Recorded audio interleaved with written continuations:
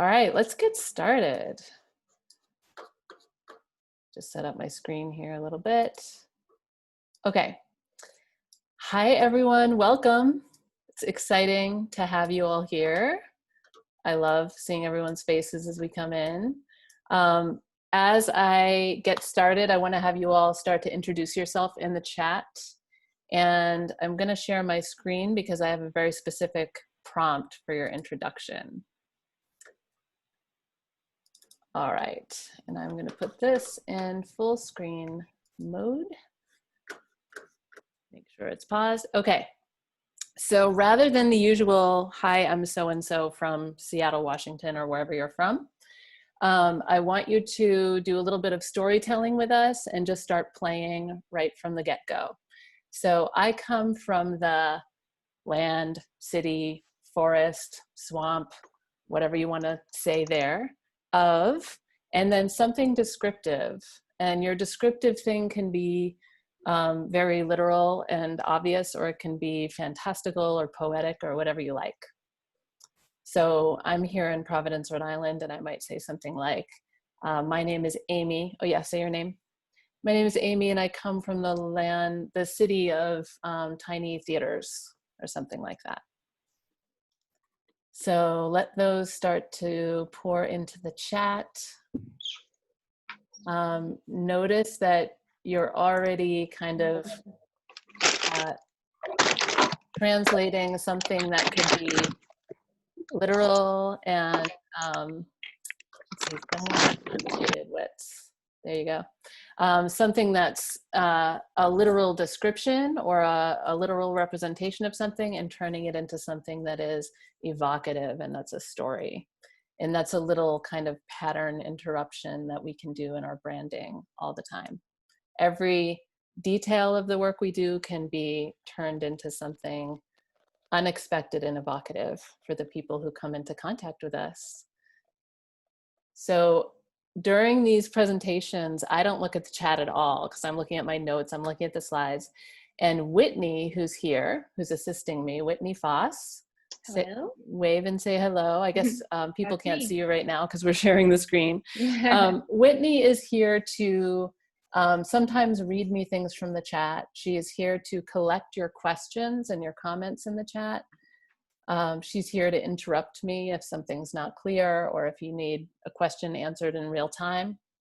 And otherwise, she will collect your questions for the end, and we'll do a little question and answer at the end. So Whitney's your person in the chat. If you try to chat to me directly, I won't see it because I'm looking at all this other stuff. So that's a little piece of housekeeping. And do keep your chat open the whole time, because I'm going to have some prompts and some games and some stuff for you to do, some questions for you to think about throughout this presentation. And you'll be using the chat to learn from each other and be inspired by each other. Okay. So I am recording this. Am I recording this? Yeah. Ooh, okay. You see your record button, Whitney? I see it. Okay, good. So I wanted to let you know that this recording will go out to everyone who signed up for these workshops yesterday and today. So you can choose to have your video on or off, and just keep that in mind. And I want you to take a moment to just prepare yourself for the next hour and a half. I know when I often get ready to be on some kind of a webinar or a workshop online, I'm never really sure if it's going to be really fruitful for me, or if I'm going to feel like I'm, just being sucked into somebody's sales process or something like that. So to kind of protect and honor my own time, I often just multitask until I know that I'm really committed to the thing, which some of you might be doing. But I want to let you know that I don't teach or lead or present anything that doesn't feel generous, that doesn't feel like it's a gift, that doesn't feel like it's something we can do together and that can have meaning all on its own. So I know that if you do close your other browser tabs and reduce your distractions, that you're going to get some good, meaningful insight and some direction out of this time. and I invite you to come just collaborate with me and with us. So I'm going to take a deep breath. I welcome you to take a deep breath, settle into your chair. Make sure you have something to write with if writing by hand is generative for you. And let's get started. Whitney, can you read like 3 or 4 of the places for me and for us? A couple of my favorites. I come from the land of fire and brimstone with a touch of femininity. I come from sweet smelling lilacs and currently living amongst the palm trees and waves. Come from the land of dichotomies. I come from the ancient womb and the modern air. The land of international community and ripe peaches. Wow. You guys are not of paradox. Yes. Okay, we're ready. Let's do it. Okay, here's the agenda for today. You all came here because, I told you that today was going to be about kind of framing and thinking about and proceeding with your branding, right? And with doing branding in a way that's meaningful and that's visionary and that you care about and love and that your people care about and love. And that's what we're going to do. So many of you have never met me and don't know me. Some of you have, and I'm so happy to have you here too. But I'm going to introduce myself from scratch briefly. And I'm going to give you a little story about my own evolution of my brand as I built my business, which will also help you get to know me. And there's some other benefits to that story that you'll learn as I'm going through it. Then I want to talk a little bit about what branding is and how I think about it, because there are a lot of ways to think about it. There's a lot of definitions out there. And I think it'll be helpful to have kind of a shared understanding as we go into the framework, which is in orange here. So that's really the bulk of our time together, the visionary branding framework. And that's where I'm going to bring you through what I see as the key stages of a visionary branding project for your business, or your art, or your organization. And that's the piece where, obviously it's a process that I spend a few months bringing people through, so I can't deliver all of it to you today. But my hope is that in giving you an overview of the process, you can look at where your strengths are and where your gaps are and get some ideas about what your next steps are. And even just in absorbing this perspective on what branding is and how to do it, that you'll get some new ideas and some fresh ideas for your brand. Some of you at the end of that are going to want to know how you can go ahead and go through that whole process with me in the community that I have of people who are building visionary brands. So at the end, I will give you a little behind the scenes tour of that community. I'm in an enrollment period now for the next week where I'm inviting people into the community as a special cohort. So I'll tell you about that at the end and leave time for questions and answers. Sound good? All right, that is our agenda. And if you're ready to roll forward with it, come up with a dance move for yourself and give the dance move a name. You can do it if you feel comfortable doing a dance move on the screen. Give your dance move a name and put the name in the chat. I'm ready. Here's my dance move. I don't have a name for it. I'm not in the chat. You guys can name my dance move if you want. All right, Whitney, give me a couple of dance move names. I want to hear them. I call mine the chair elevator. Nice. Flossing and bossing. Yes. Doing the dishes, slicing water, shake, rattle, and roll, the swimming wiggler. Excellent. Groove theory. The Zoom room move.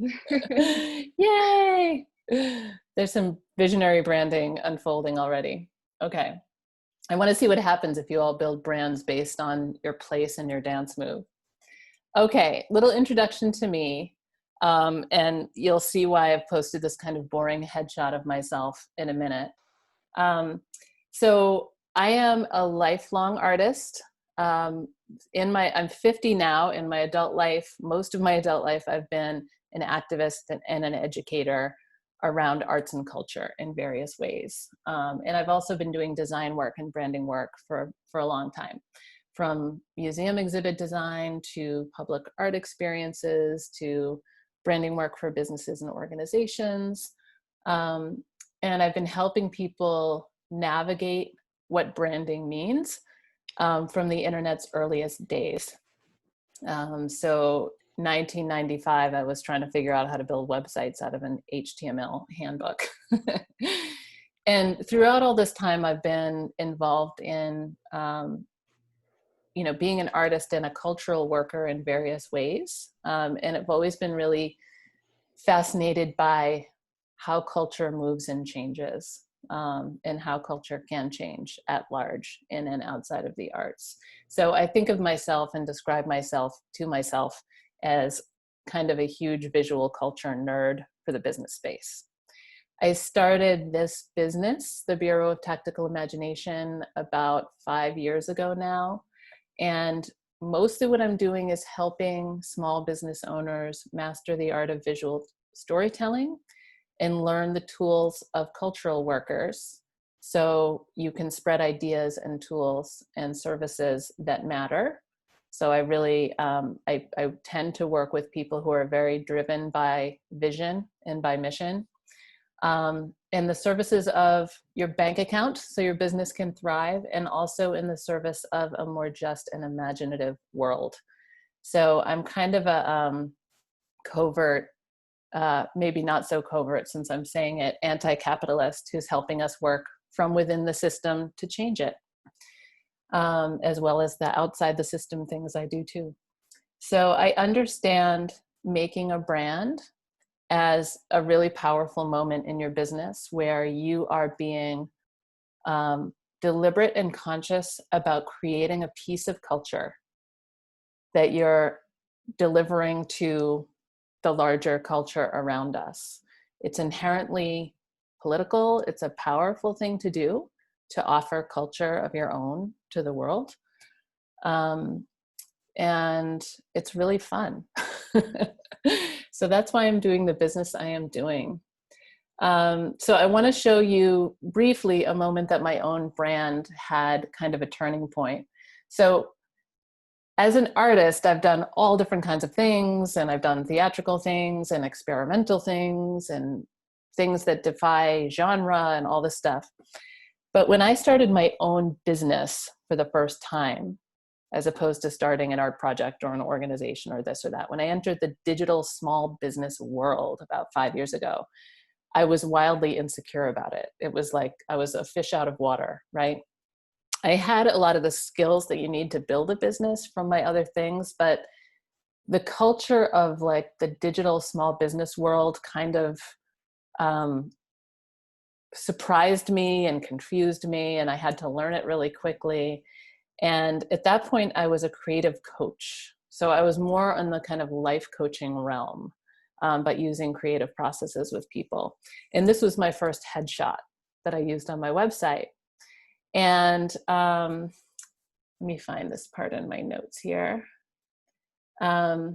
So at this point that I published this headshot with my marketing and with my website, I was trying to build my business by bringing people into a Facebook group where I would run these free challenges, like 5-day challenges around creative process and things like that, self-care and creative process.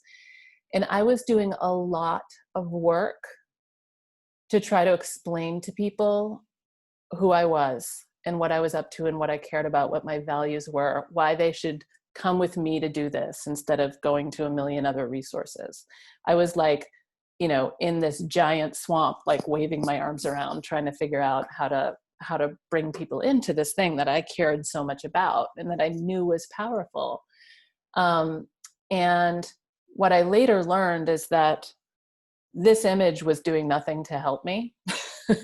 Basically, this image is saying, I'm a professional. I'm a nice person. I'm not going to kill you, right? but it wasn't doing anything more for me than that.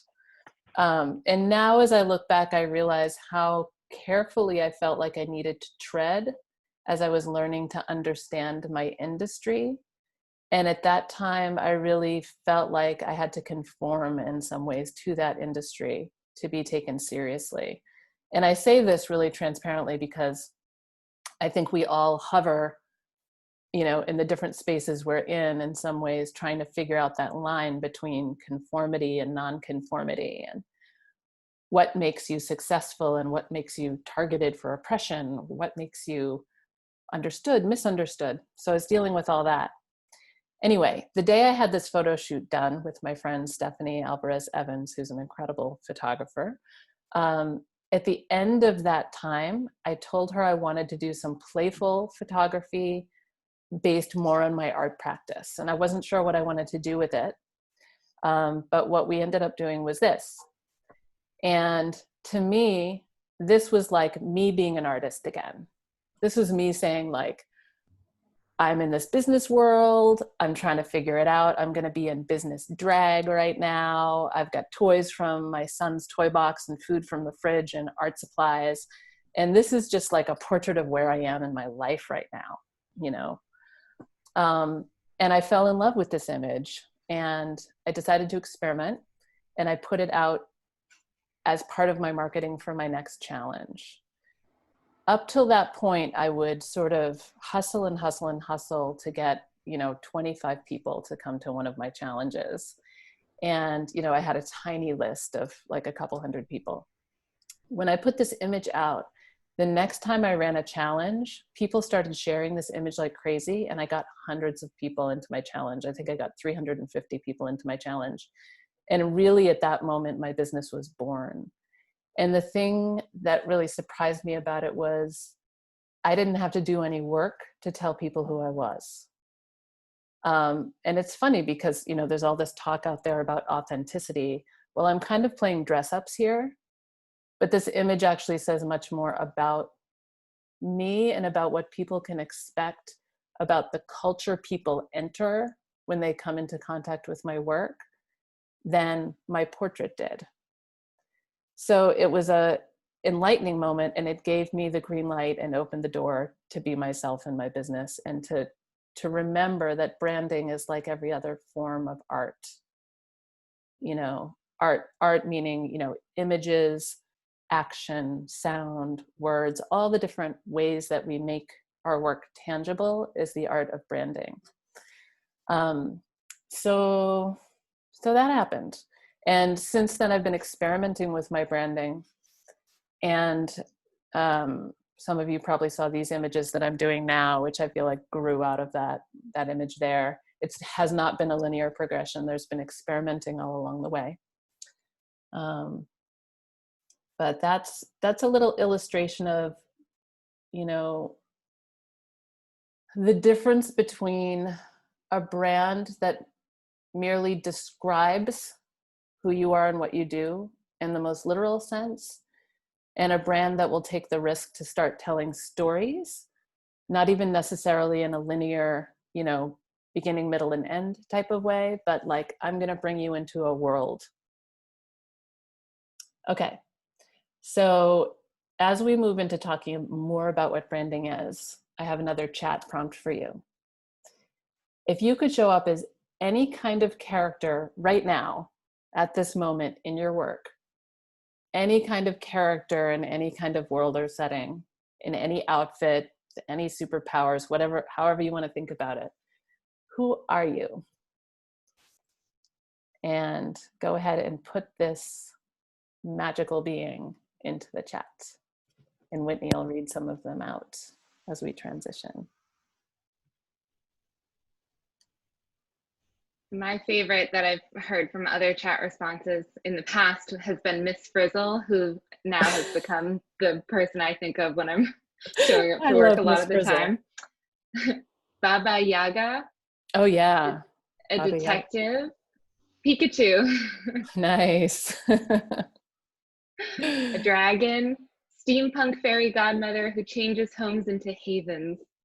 Hi, Jackie.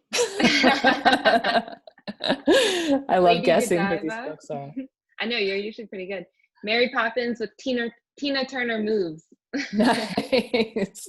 Yay. All right. Let's talk about what branding is. Because I bet, like, if I were to ask you all what you've heard or what you think of your definition of branding as, we'd probably get as many answers as we have people in this room. And I don't have one definition for branding. I'm a person who doesn't like to choose one thing when there are many options. But these are some of the ways I think about what branding is. Branding is a voice. And you'll notice that none of my definitions really treat branding as like a noun, like one definitive thing. They're more like processes, right? So if you think of a brand as a language or a voice, it's kind of like how your voice operates within your identity and personality as a person. It changes. It's creative. And there's something about it that is you. There's something about it that people know your voice. They know the way you communicate in the world with your voice. And it gets to be this flexible, creative thing.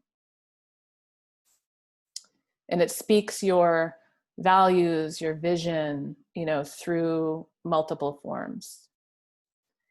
A brand is also something that lives inside the person who's receiving or coming into contact with your brand. So some designers and branders say that a brand is nothing but a gut feeling that happens to someone who thinks of or comes into contact with your work, which I think is a really interesting thing too, and points to the fact that a brand is all about relationship. It's where you and your work comes into contact with the people that it's made for and what happens there. And as I've said before, a brand is a culture. It's a space, an environment that you create, that you invite people into. And it's made of the choices and the visions and the values and the qualities and the actions of you and everyone who participates. Hi, Stacy. So so those are 3 ways of thinking about what a brand is. So now I'm going to lead you on a little visualization about your brand. Okay. So I want you to close your eyes. Take a moment to kind of slow everything down. You've been just receiving information from me. So now you're just going to kind of slow down and connect with yourself. You're going to get information from some different place now. And I want you to imagine yourself someplace beautiful and kind of neutral. A beautiful field. It can be a place that you know and that you love. Beautiful beach, your backyard. And imagine that you're going to go visit your brand. You're going to go visit this culture, this place, somewhere physically in space where your work resides. So we're taking all these intangible things about your work and we're turning them into an environment. And just for right now, you could do this visualization every day and it could look different every day. But for right now, I want you to imagine yourself standing up and walking to the place where your business and your brand is. And just take a few minutes to notice what it looks like there, what it sounds like. Is it a quiet place or a bustling place? Are there other beings there or not? What kind of place is this?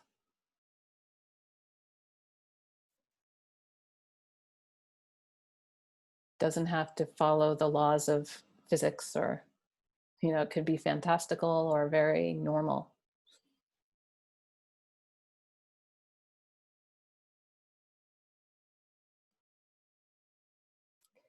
Don't worry if you're not seeing detail. You might just feel a feeling or see a color. There's no wrong way to visit your brand.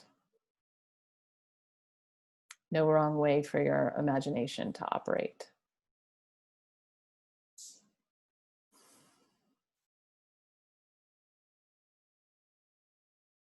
And when you're ready, you can tell us what you saw in the chat.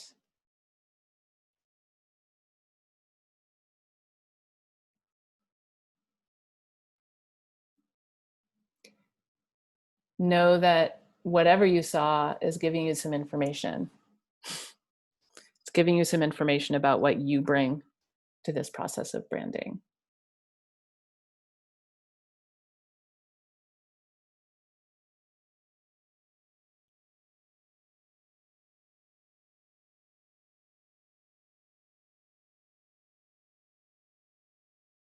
Okay, Whitney, do you see any in the chat yet? An island with 360-degree views, sold. Creating a cultural community for adult learners, seeing students in their own neighborhoods. Tenderness, peace, joy, relationally, community, love. Clear blue translucent water. A sunny cafe, wine bar. Nice. Cozy home, feeling of inspiration, colorful silk scarves blowing in the breeze. Met Gala events and fabulosity. Yes. It's the first time the Met Gala has shown up in one of these workshops. That's cool. Okay, so the next thing I want to say about branding is, I talk in my work about something called a visionary brand. And all that is me trying to put some kind of name around a way of branding that I think is particularly useful for small business owners that that care about making the world better. Whether you're doing something explicitly activist or you're doing something really straightforward, like offering accounting or pedicures, right? That the way you do it matters to you, and the culture that you put out there into the world is important. You want it to influence things for the better. And we're in this moment of tremendous change in the society and really hard things like COVID-19 and big economic changes, lots of uncertainty. Not that things are ever certain, but right now I think people feel in particular like it's hard to imagine where your business is going in the next year, right? And some of the changes right now are creating tremendous openings and opportunities to reevaluate what we're doing and how we do it, and to do what we do better. Like, I'm thinking about Black Lives Matter and how it's like calling everyone to actually step into their next level of integrity and action and caring about the world, right? And about anti-racism and anti-Black racism in particular. So I just want to acknowledge all of that. Like, this is, people tend to think of branding as something you do when you have some certainty and some confidence in your business. Like, what your next steps are, who you serve, what you do, everything's clear, and now you're ready to brand. I hear this all the time. I'm not ready to brand yet because this and that. Wow, it just got really dark outside. I guess you can still see me. And what I want to say is, with visionary branding and with branding in a time of social media when everyone is evolving and growing in public, and where small businesses have the opportunity to be very much a part of alternatives, like so many of us are in these businesses because we're trying to create alternatives. This is why many of us aren't in more mainstream kind of businesses. Some of us are in small businesses because there isn't a place for us in mainstream businesses. That visionary branding is about having consistency in your values and your vision, core values and core vision, and having a creative process with your work that allows you to show up in those central ways in a way that can evolve and change over time. So there's definitely value in positioning yourself as an expert in your industry, in the places that you are an expert. But none of us are really experts in living through this time. We're learning it all together, helping each other where we can, bringing our gifts where we can. And you don't have to know where that's going to show up with a really inspiring, really powerful brand and influence the culture with it and connect with other people around it. So I want to give that little pep talk right off the bat. Okay. You don't have to drop tons and tons of money and get a huge website redesign. You know, it's really about just kind of how you show up every day and what is consistent and what is allowed to evolve. So a few more things about how I think about visionary branding. Let's Amy, see. as you're getting into this part, a question that came up around branding that you'll probably touch on at some point that you can just be thinking about is how do you separate the self from the business in branding, which I think will be relevant to this next section. Yeah, I think it depends on you. You know, it depends on the nature of your work. For some people, they're very intertwined. For other people, you know, like for some people, being the face of the business is a really, really important piece of the change that you're making. And for others, it doesn't have to be as important, and there's something else that needs to be in front. So I think there's no rule about that. But that sounds like a question I'd love to dive deeper with someone on at some point. There's a lot of ways to approach that. So any other questions at this point, Whitney, that you're seeing? Nope, I should address? Okay. So visionary brands are vision driven. And what that means to me is that let me just find this in the notes.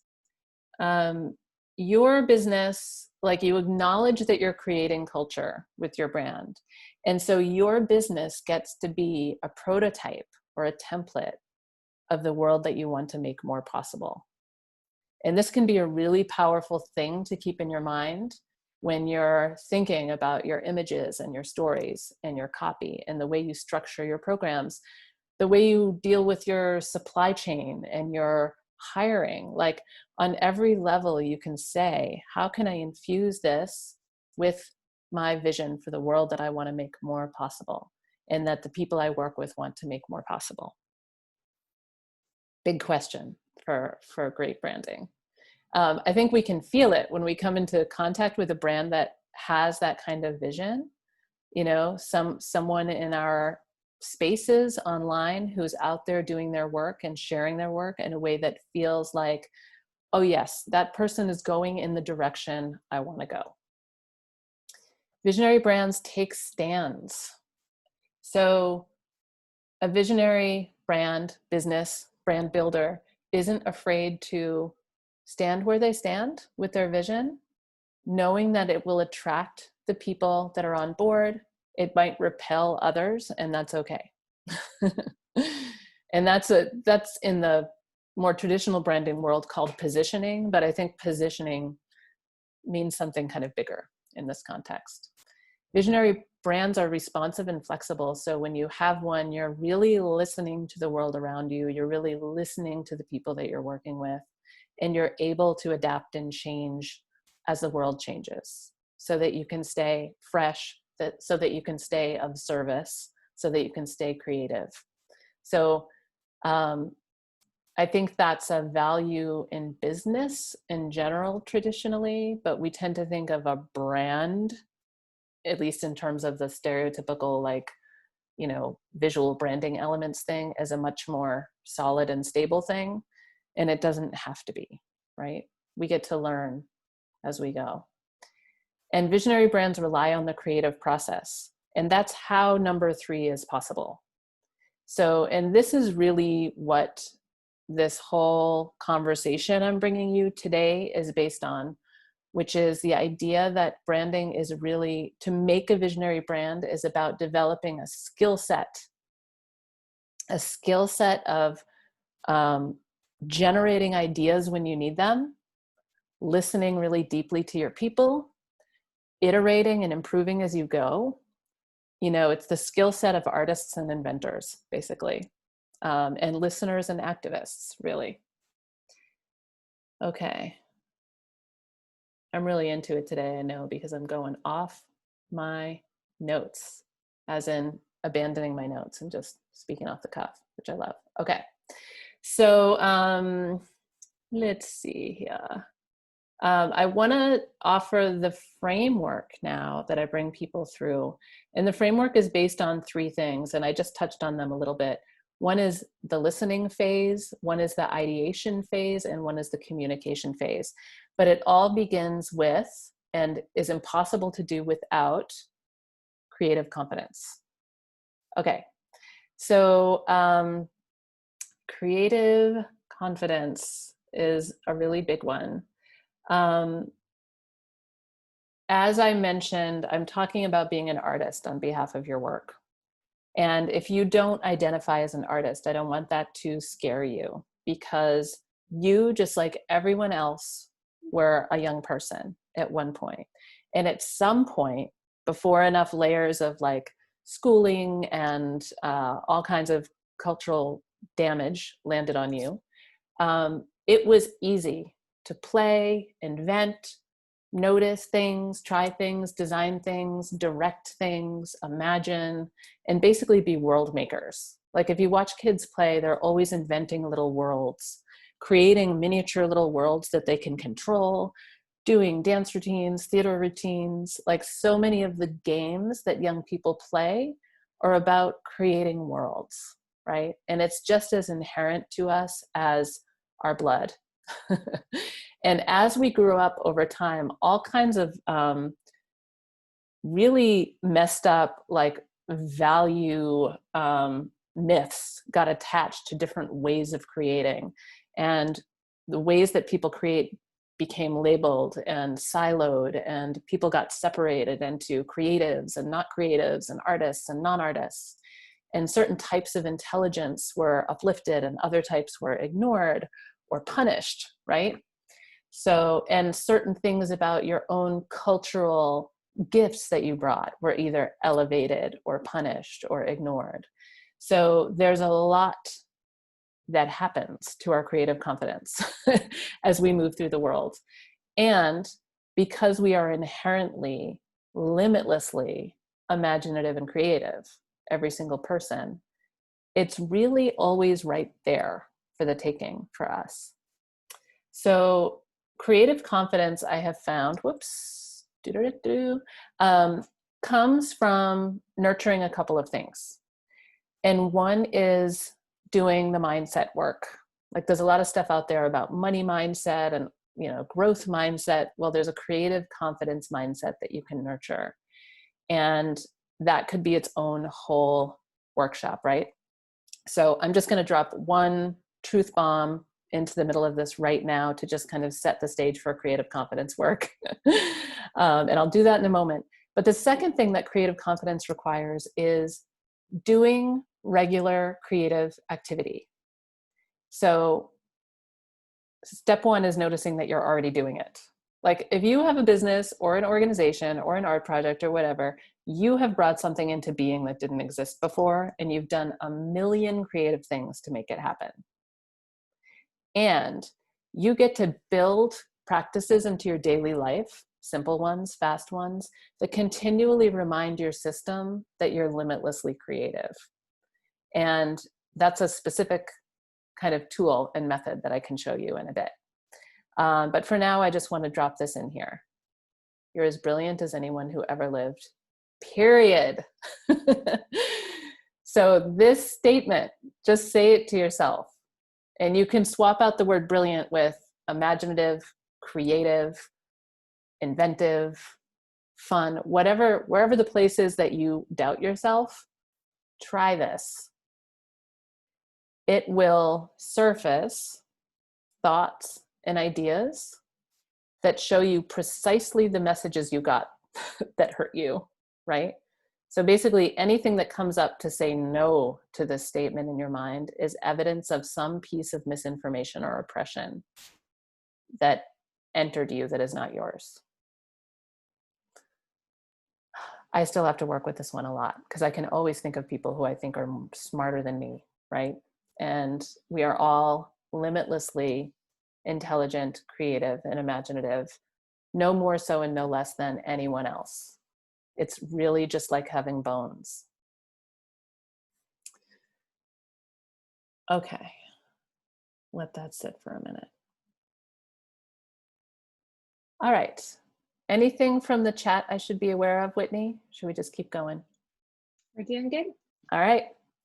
Let's hop into the framework. Now that you know how brilliant you are, there are 3 phases. And actually, I'll just show you. The listen phase, the ideate phase, and the communicate phase. We're going to start with listen. The listening phase of a branding process is where you listen to 3 things, where you do a kind of a research project on 3 things. The first one is you, because even though a brand has to in some ways be very focused on the person who's listening, you know, that's who you're communicating to, there has to be a you there that's doing the listening and the communicating. And this is something that a lot of us forget. So the first thing we listen to is you. The second thing is we listen to your clients and the work itself. And the third thing we listen to is the larger culture.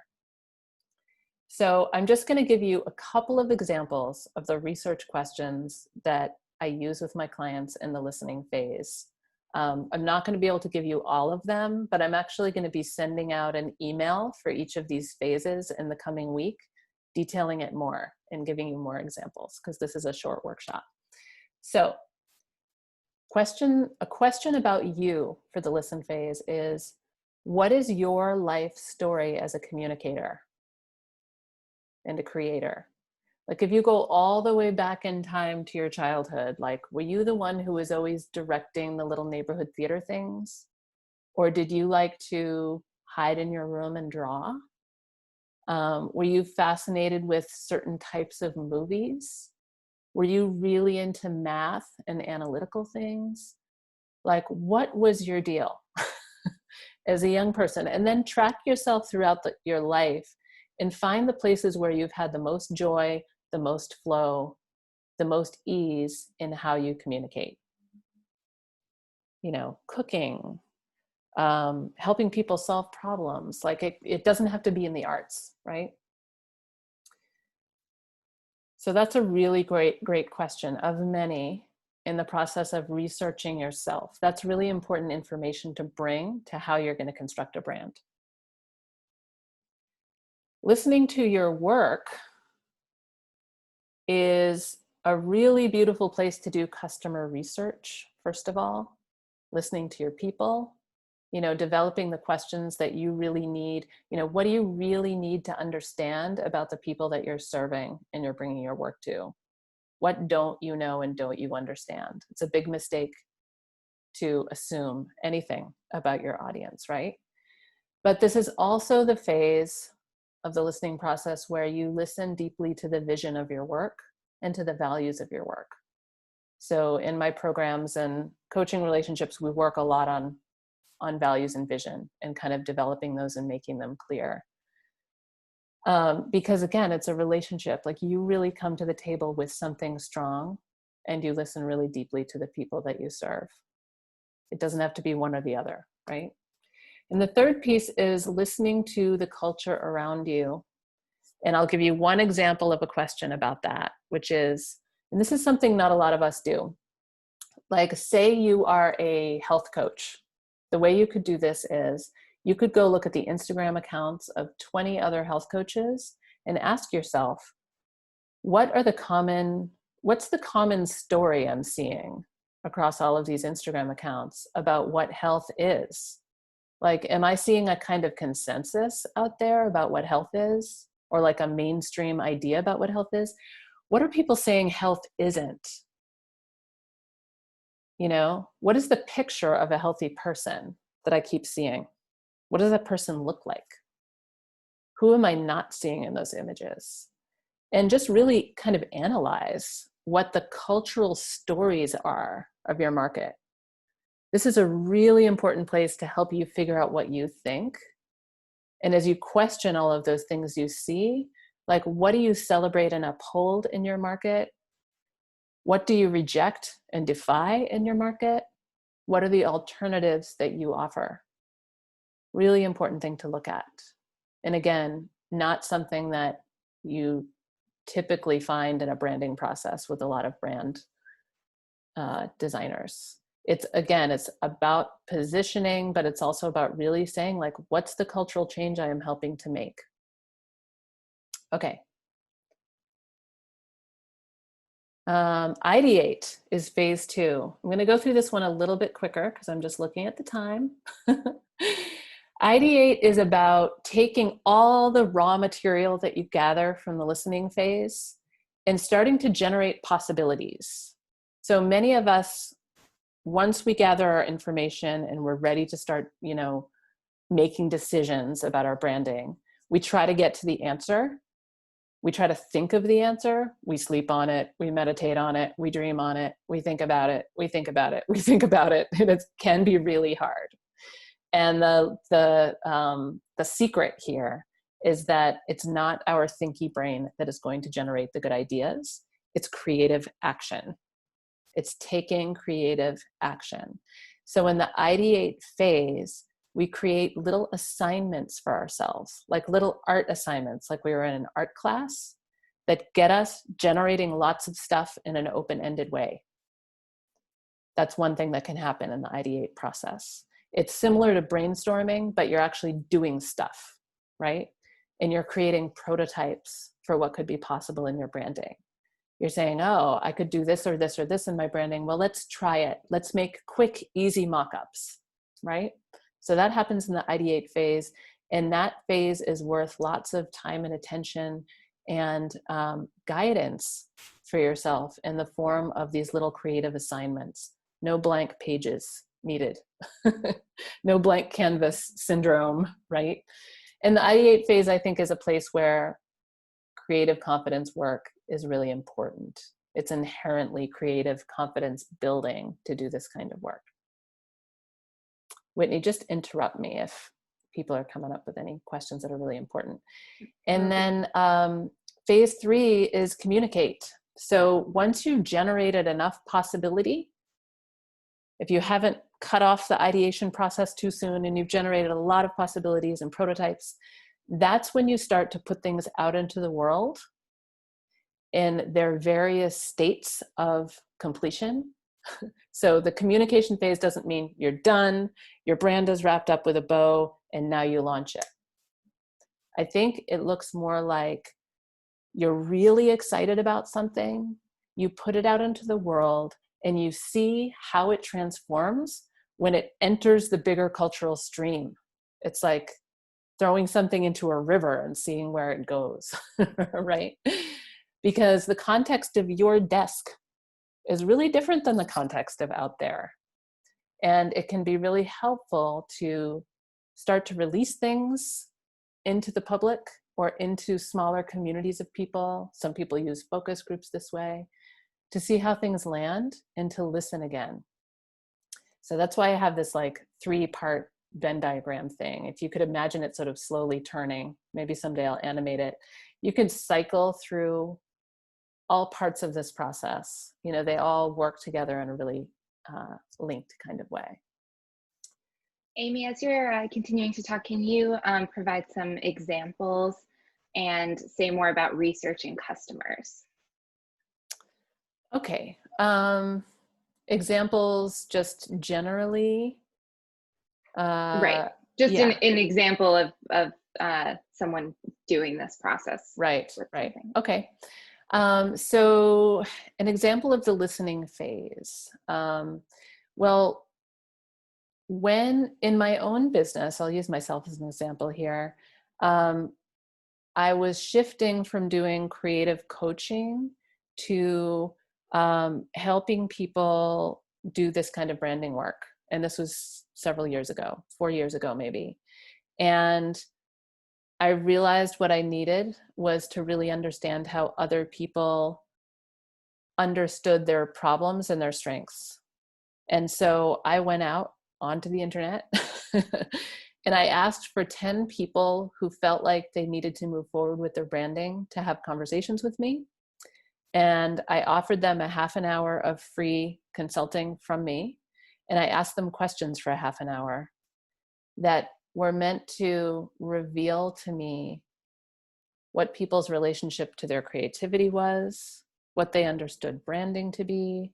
You know, I had like 8 questions, and I asked the same 8 questions to all 10 people.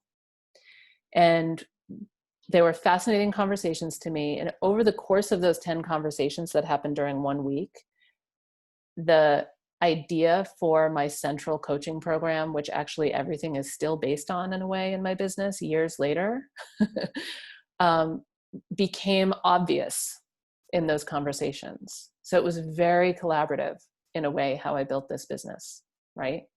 And I really brought my own strong ideas to those conversations as well. I asked people, you know, have you ever asked yourself what you see on the Instagram feeds in your market, and what you see visually, and who's being left out, and, you know, all those kind of political questions. And you know, so in a way it wasn't like a, you know, traditional customer marketing where you keep yourself out of it. It was very collaborative. The ideation phase, one thing I do with a lot of clients is I get them collaging a lot, generating lots and lots of raw material, and then doing collage processes that allow them to make like 100 images in an hour instead of trying to do one thing. They're never allowed to glue or tape anything. Everything is always moving, and they're using their iPhone to just keep taking pictures, pictures, pictures, pictures, pictures. And then we stand back and look at it all and we say, okay, we're seeing the world through your eyes a little bit here. We're finding out who you are as a creator. And certain images will come forward that tell us something interesting, right? That's an example of an ideate process.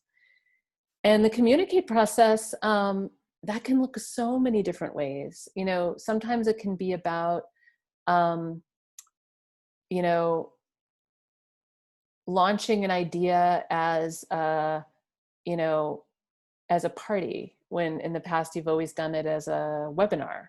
Or it can mean just putting new images out there and seeing if they get likes. Like there's so many different ways to do the communication phase of it.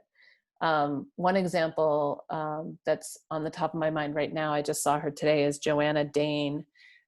She decided to start doing all of her programming through snail mail recently and suddenly realized that that form of communication was so deeply aligned with her vision and the kind of experience she wanted to create for people. And it hadn't occurred to her. And as soon as she did it, it kind of clicked into the place with the rest of her brand, and she started selling out her programs. So I hope that helped. Okay, so we've gone through these 3 things. Listen, ideate, communicate. You're going to find out more about these in your emails this week. You can see how each of these, or I hope you can see how each of these things result in very concrete, practical building blocks of your actual tangible brand, like images and writing and messaging and these things. And each of these develops in you a skill set. So these are the skill sets of creative directors. Like this is the skill set of someone who, you know, invents and creates for a living in any industry, right? So I want you to think for a minute about each of these. And as I was talking, you know, which of these phases do you feel comfortable and strong in? Which ones do you feel like, you know, you want to be putting a lot more attention there? I have a question for you, Amy, Yeah? that you may want to address at the end. But one question is, are these 3 steps in relation to branding or to offering as well? I'm a little confused as to how this would apply to a health business.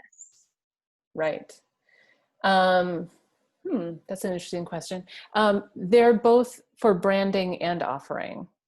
Okay, so with a health business, there's a whole bunch of research that goes into the beginning of figuring out, you know, if you have a health business, a health coaching business, for example, there's a bunch of building blocks you want to put into place in phase one through listening, understanding who your clients are, the clients that you most want to reach, understanding what your message is, what is the actual service that you're providing? What are the results of that service?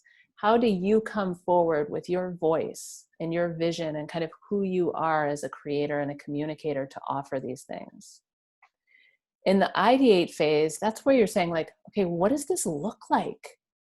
Like, what are my images going to be doing out there? How does this, like if I were to enter, like that visualization we did about your business as a space, like what does it feel like there? I mean, that question very directly translates to like what your website's going to look like, right?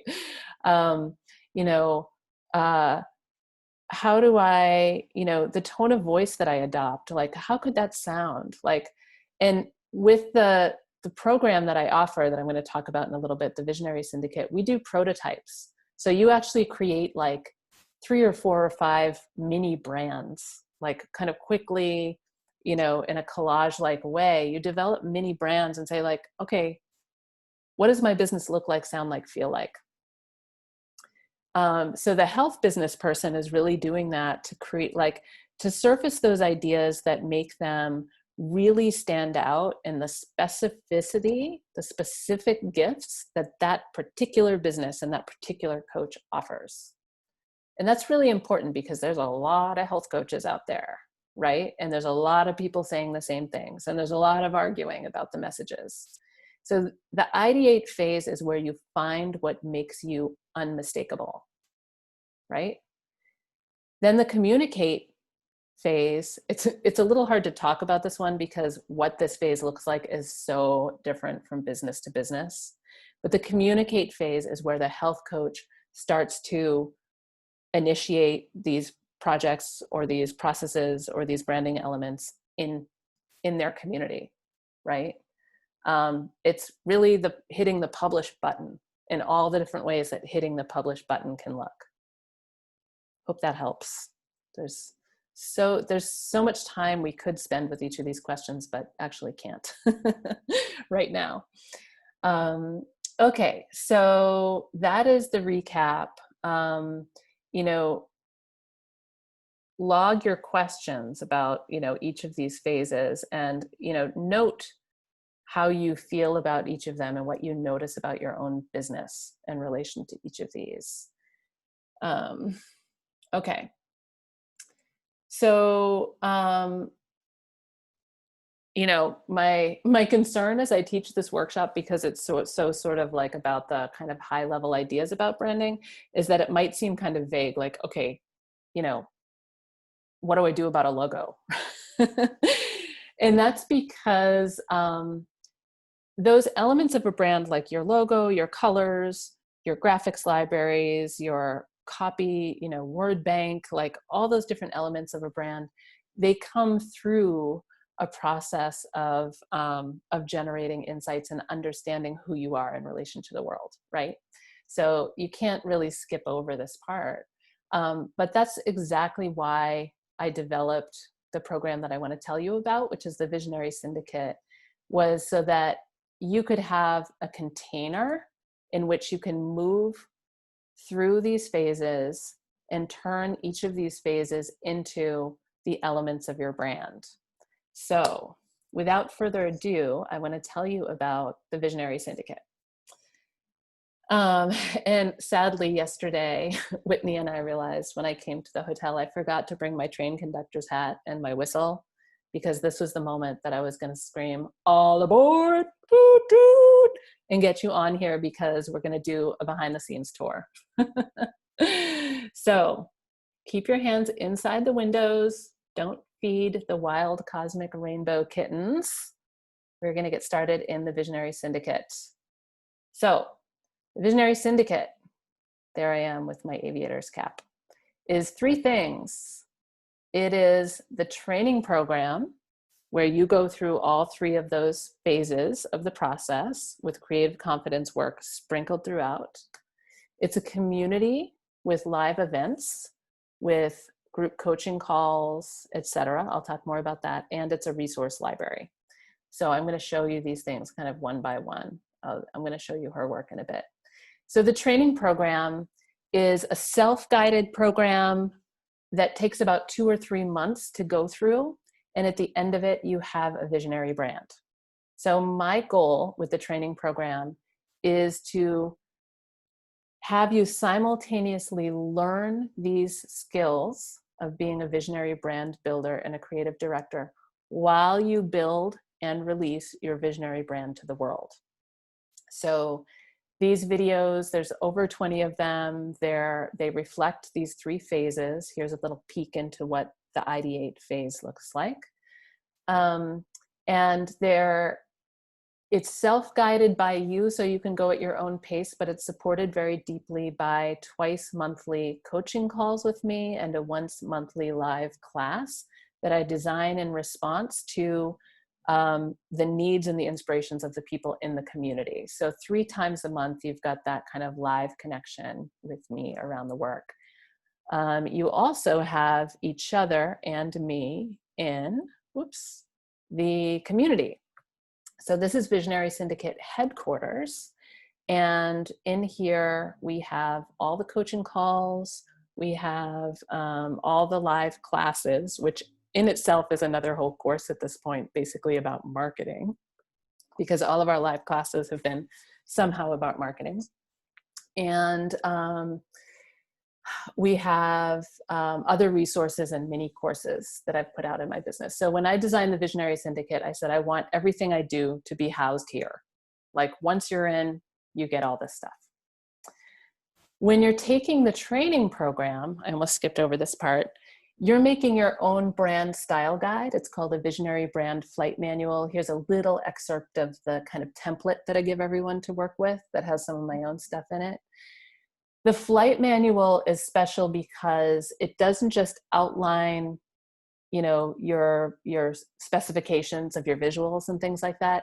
It is a guide for you where you document all of the creative processes that you learned that are specific to you and how you continue improving and generating your brand materials.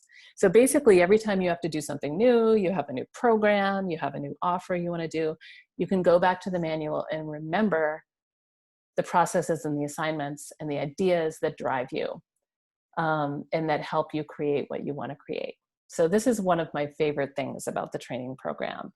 At the end of it, your whole brand, everything you learned is documented in this manual, and you have your brand that you're putting out into the world. Okay, there are 2 extra things now that are coming with Build Your Visionary Brand that haven't been offered before. One is my new course called Nimble, which is a 5-week mini course about how to adapt your business overall, your business model and programs in the face of change. So it's using many of the same design thinking principles to make change in your business in a changing world. And the other is Desiree Adaway's Whiteness at Work program, which is a 4-unit mini course. Desiree Adaway is a diversity, equity, and inclusion trainer who does really brilliant work around, in this case, how white supremacy and cultural whiteness shows up in businesses. So I wanted to make this available. I bought a big chunk of 10 spots of Whiteness at Work for people in the Visionary Syndicate with Desiree's permission, because branding, like every part of culture, is informed by the dominant culture around us. And we have an opportunity when we're doing a rebrand to actually rebrand in a way that that helps dismantle and not uphold white supremacy. And this is a beautiful opportunity to get to do that through experiencing Desiree's work. And actually in the Visionary Syndicate, we have a monthly drop-in optional gathering where people can come and work on anti-oppression issues and on anti-Black racism in their own businesses, like looking at what needs to change and how to change it in our businesses. So, and we'll be starting with Desiree's workshop. So I'm really excited about those. Here's the overview of the training, the live events, the flight manual. What else do we got here? And so, going back to the kind of goals, actually, where did I put the goals in here? Well, I'll go to the details now. So I'm inviting a new cohort in of 15 people to start on August 1st. And these 15 people will complete the training within 2 or 3 months. So by November 1st, you'll have your branding work done. And then you get an additional 2 months in the syndicate. The price is $2,400. You can pay in installments. And the cart closes a week from today. So you only have 1 week to get in there. And I have 10 Whiteness at Work sessions to offer. So the first 10 of you get the Whiteness at Work session. There's another bonus that I've decided to add that I've done before, and it's been really, really helpful to people, which is anyone who purchases the Visionary Syndicate during this week also gets an hour with me anytime within your time in the training program to just get one-on-one attention around the work you're doing. So where is that other slide? Oh, the outcome, here it is. So you will get an original visionary brand that speaks to the heart of your work's promise and genius and power. And that's really the most important outcome to me in terms of your bottom line. Like if you think back to that story I told about myself, one image was the difference between getting 25 and 300 people into my program. And I've noticed over and over that the places where I show up in my branding, clear, visionary, telling stories, and being kind of on a risky edge of creativity, is where my income goes up. It's where people are signing up and coming in. And I want that for you. I don't want you to have to work so hard to tell the world who you are, right? I want you to come do that work with me and with us, so that you can leap forward in your business with a beautiful brand. You'll come out of this knowing how to steward your brand through changes and evolutions over time. And you will learn these skills that you can use for life. These are the skills of a creative director. So these will nourish you in all of the work that you do in and outside of your business creatively. So that is the deal. And if you want to register, you can go straight over to amywalsh.net/register. And if you do it while we're on the call right now, I will dance to celebrate you, which is worth so much money on its own. And I'm going to stop sharing my screen so I can see you all and actually answer your questions. Oh, hi, everybody. There's a lot of people on this call. So there you have it. And I am here to answer your questions about the Visionary Syndicate, about this work, and about your branding. And Whitney, you should still be in charge of the chat because there's a lot going on in there. No problem. You've talked about some of this already, but a comment someone made that I think, what you were just talking about the syndicate, it really relates to is feeling strong in each of the phases that you've talked about, but not as a unified process that ends up in a tangible product, and how those phases are really a cycle that you're always kind of going through. I don't know if you want to speak a little bit more about that. But. Yeah. So I kind of think of it as a balance, right? Like those processes are something that you always want to have going in your business. Like that's part of just being a strong creator, innovator, and really cultural worker with your work. So you want that to be happening all the time. It also happens to be the process that will allow you to make a big breakthrough, to make a big leap. And developing your the kind of next level of your branding is one of those leaps. So it's both this sort of intangible cultivation of creative strength, and it's the tangible outcome of a brand. So I could actually show you, well, actually, I'm not going to show you that example right now because it takes us off in another direction. But, people who take the Visionary Syndicate, who are coming through their first round in the Visionary Syndicate, who started last year, they're coming out of it with, whole suite of new images, with brand color palettes, with font choices, with those decisions made that create so much decision fatigue for us.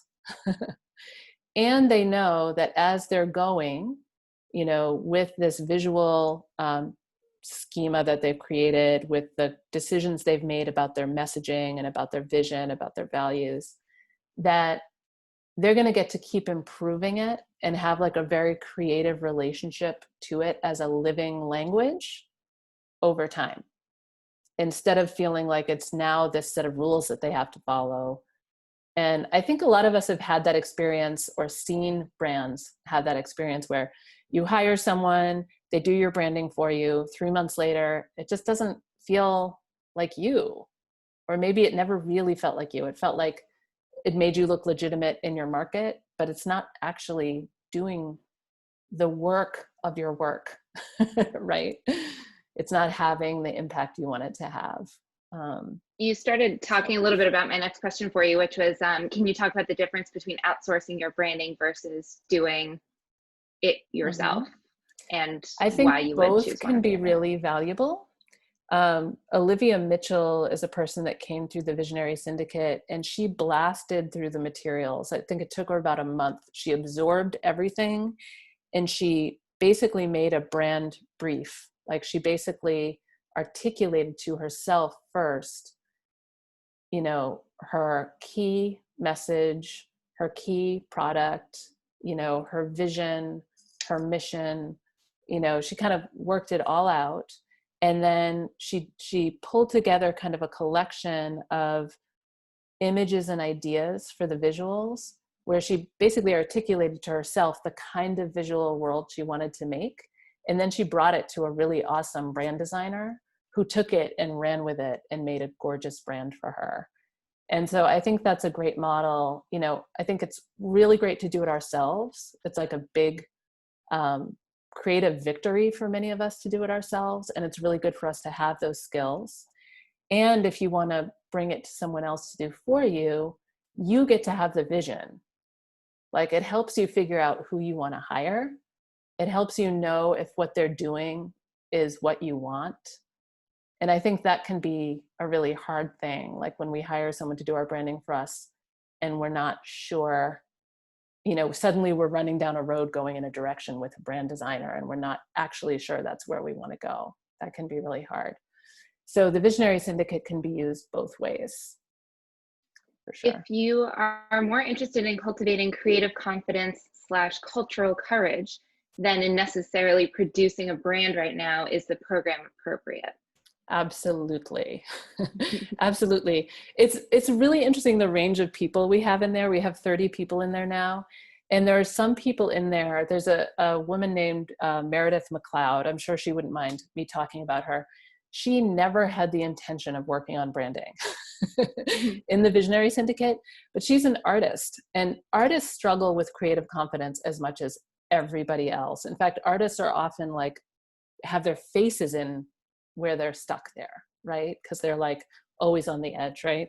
And so she comes to every single coaching call and works consistently all year on her creative confidence. And she actually, in these last few months, developed a whole new way of working and a whole new product, because she was consistently doing that work and just gaining steam and gaining confidence around it. So we've had the range of people who set the intention to publish a new brand at a certain date and just knock it out of the park, and people who are there to kind of work on the creative directorship skills very consistently. And other folks who have used it to conceive of and launch programs and offers in a really creative new way that's very unique to them. Amy, you're going to need to, sorry to cut you off. Go ahead. You're going to need to put on your dancing shoes because Vanessa is enrolled. Woo, Vanessa, Vanessa. Welcome, Vanessa, to our next cohort. You got me dorking out, Vanessa. And Tanis is also in. Thrilled to dive in this year with you. Woo! All right. This is where we start losing Amy to the rhythm. To go back to what you were kind of just talking about, around creative confidence that's very relative is kind of a question for Mackenzie about being unsure if she's or if they are ready, Yeah. because they're feeling like they're just getting over a bout of a creative void and wondering if it's a time to go back to making first in order to reestablish kind of creative making before jumping into something like this, or if, you know, this is a good catalyst for the paralysis of creativity. Yes, the Visionary Syndicate is the place to jump into creative making. Absolutely. And especially if you've been paralyzed and stuck, you know, I don't think that isolation will help. I think for most of us, if we're feeling really stuck creatively, isolation doesn't help that much. Um, you know, the assignments in the Visionary Syndicate will kind of give you something to do to get you moving, so that you're not trying to like generate that by yourself. And I'll be there to support you. So I've been, you know, I taught art in universities and in various places for decades. And my favorite thing about it was helping people connect to their creativity. Like that is my passion and my joy, and it's available to all of us. So I would love to have you in there and, you know, get you moving again. Absolutely.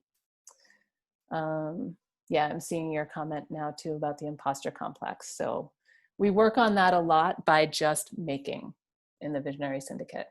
Feelings happen, but we keep making. So, oh, thank you, Tanis. Yeah. So, and the other thing about am I ready, am I not ready? Like I said earlier in the presentation, it's never too early to go out there in the world and care and create as visibly and as big as you can. That doesn't mean you have to push yourself so far beyond your comfort zone that you just scare the crap out of yourself. But it's never too early to go out there and lead and connect, right? And that's what branding, that's what visionary branding really is to me. And there's a lot of ways that we, you know, that becomes even more sort of powerful when we start to wrap these cultural forms of the art and the language around it. But consistently in business, when people do that, they are seen by the people that they need to work with, and they get clients. Like there's a big return on investment in investing in your creativity and your branding. And, you know, to me, I've seen over and over that it's those, like, our creativity is very, very core to who we are. It's very core to how we want to connect with other humans. It's like, to me, it's one of the things that most makes us human and most makes us powerful in our relationships. And so if that part of us is very alive, along with, you know, the practicalities and the urgency and the sort of like massive to-do lists of running a business, if the creative engines are on, then you're able to kind of, it's kind of an energetic thing and a practical thing. People see you, people feel it, and they stumble towards you.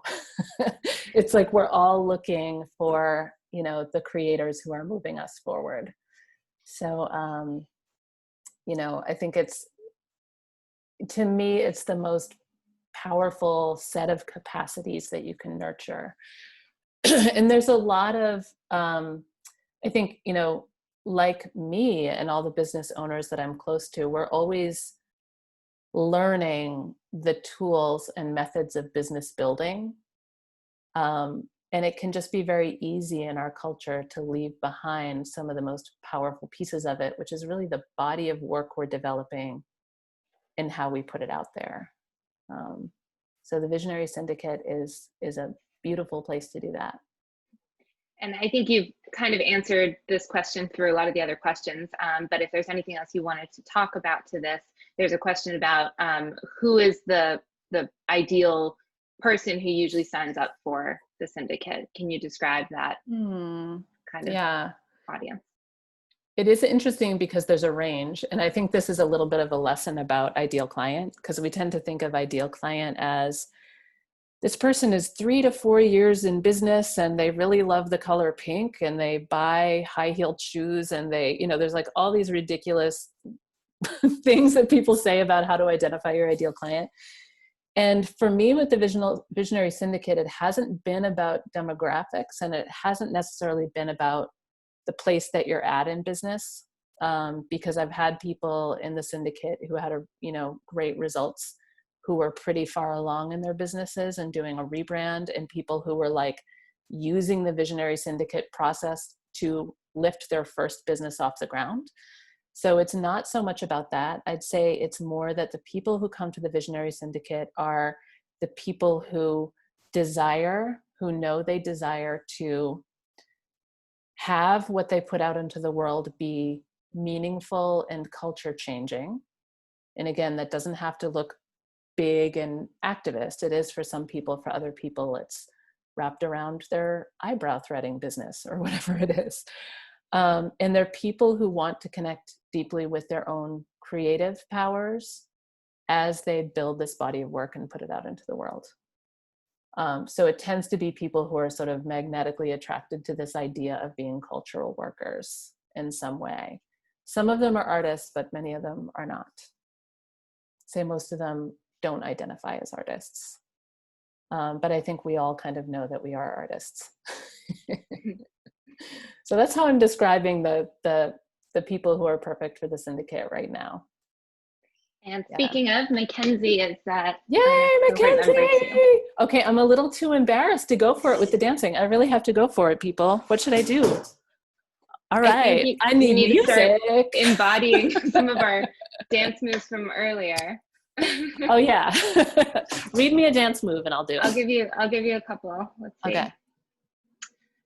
One of them was the shake and bake. Okay. The Zoom room move. The Zoom room move. Okay, it has something like. How about the shruggy shrug? And okay, that's enough. I can't do anymore. I'm not going to make you all watch me dance. All right. Are there any more questions, Wits? Yes, one more. Similar to some of the above questions. Speaking as a visual artist, Grace is asking, what if I feel my work and my core values do not yet align? Is the syndicate a space where those can come together? Yes, that is the listening phase. We talk about that a lot in the Visionary Syndicate. I think most of us have contradictions and conflicts like that. And that kind of brings us back to what we talked about around, the self brand versus the business brand, and where those come together or don't always. Yeah. The group coaching calls, we have that. I think this happens in a lot of different types of group coaching calls experiences where someone will bring up a topic like that, and then you start to find out how that same question lives in all the people. So we've had very beautiful conversations about that very thing. And it's something that, you usually can't answer right away, but like the other parts of the creative process, you find the answer by taking action. So you go through the writing prompts that I offer you, the assignments that I offer you, the visual making assignments, the customer research assignments, and each time you get more information and more gets revealed. And usually what happens is that an idea then shows up, which shows you the integration that you're looking for. And going through the process helps, as you mentioned, solidifying a lot of those skills, allows you to keep coming back to being grounded in what your brand is as you find examples of where you're not sure how it's going to come through. Exactly. Yeah.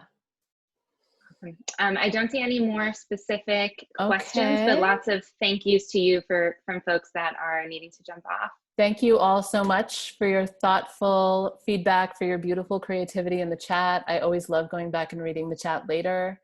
Go ahead and sign up if you want to sign up. If you have more questions and you just want to talk to me about it, just send me an email. You got an email for this workshop, just hit reply. If we need to jump on the phone together, we can. If you want to talk over email, we can. I'm here between now and the 28th to just help you figure this out. So be in touch. And thank you so much, everyone. And a recording of this will be sent out Yes. later. Yes. That was another question that was answered in the chat. Yes. Thank you, everyone. And thanks for your help, Whitney. Thanks, Amy.